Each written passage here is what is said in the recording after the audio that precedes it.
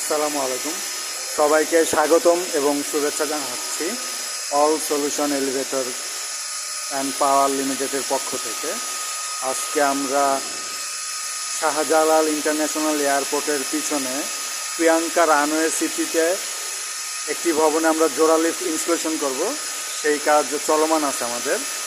এইখানে আমরা সিগমা কোম্পানির লিফট ইনস্টলেশন করব।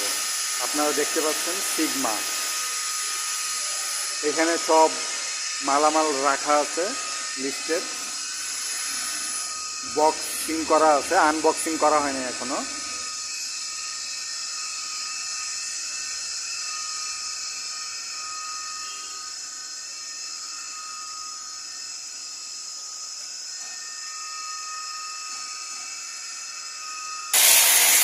ইনস্টলেশনের কাজ চলমান।